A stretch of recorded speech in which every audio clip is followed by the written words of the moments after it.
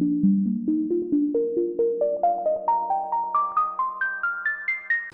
here we are, part 2, finishing the shield. It's been heat sealed with the heat gun, and now we're going to seal it with a primer. I used almost like a liquid rubber, and it goes in, it fills in some of the defects, and it kind of gives it a smoother, hardened feel. It doesn't really feel like foam anymore once this is on there. You gotta do the whole thing. And remember to tape up my leather straps so I didn't get it all over that. And here we go.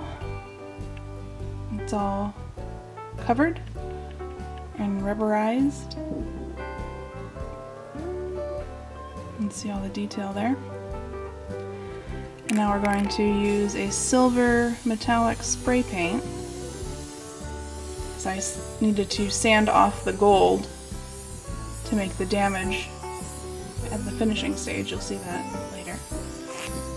It was actually pretty difficult getting all of the sides. There's a lot of angles there.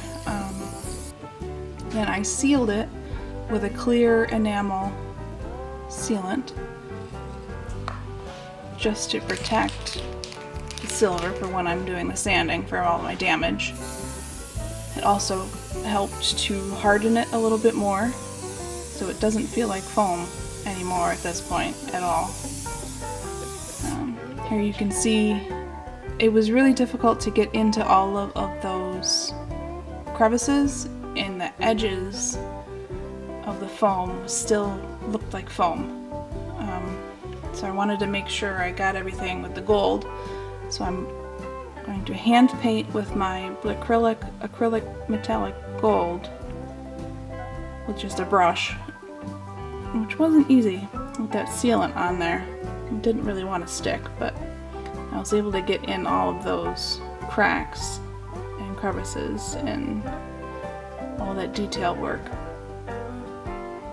So I wasn't spraying excessively with the spray paint and getting things pooling. You can see here I actually did a pretty good job covering. Obviously there's a lot of paintbrush marks, which is fine because I was going to spray it. I learned if you spray it on the back first, it doesn't get so wonky. And this is the Krylon Metallic Gold Leaf, which I ended up not liking. Here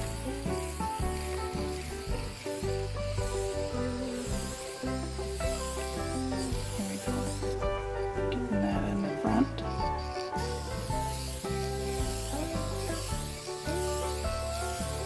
Again, it's hard to get all those surfaces. If you get too close and you're trying to get all those edges, the spray paint pulls up. It comes out too fast and it's too concentrated, and then you get weird drips and it was a pain.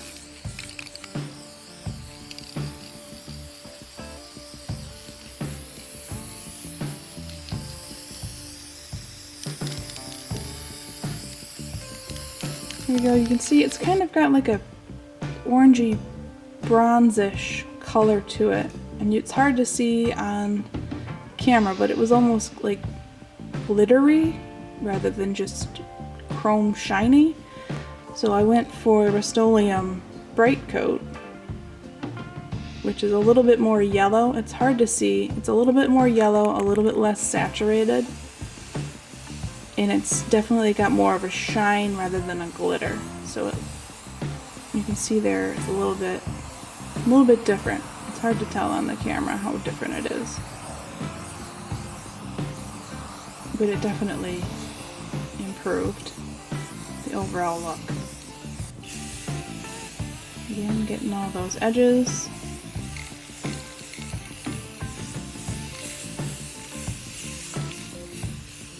Alright, here we are. Now we're going to do the part that really makes it look. I've got burnt umber acrylic paint. I've thinned it out with a bit of water. And I rub it off with an old sock.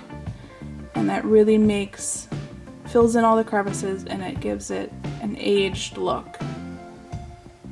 So it looks like it makes it more 3D, which is stupid because it's an actual 3D object, but it really gives it dimension that it didn't have when it was all one flat color.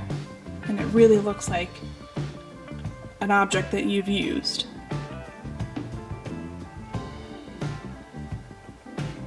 And if you don't do this, then it's not even...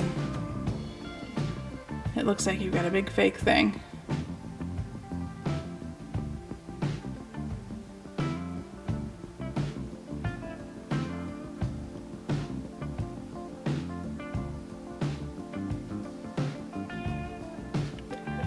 You can see how much a difference that made. It looks like metal now, which is stupid, but it does. And this is the burnt sienna. I watered it down quite a bit to do the base layer, which is a different, more of an orangey color. And that I wiped off a little bit just to get the edges, but since it's just so watery, it's just a very thin layer and it's just a very slight change in color that again adds to the dimension and makes it look real. And now I'm adding damage with sandpaper. Sanded basically the whole front and did more pieces around all the damage part. You can see what a difference it makes. It makes it look real, something that was used.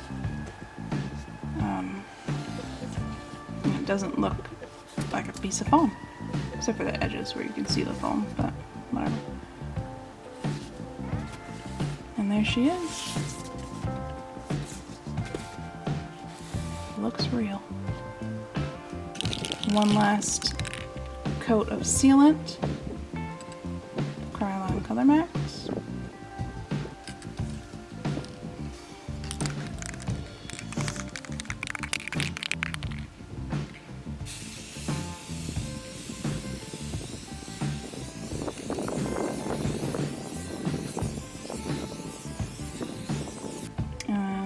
Tying on the handle strap with my leather pieces. And then it's ready to go to the con for Jensen to see it. Make sure you check out part 3. You get Jensen's reaction. I take it for my photo op at ChicagoCon. Thanks for watching.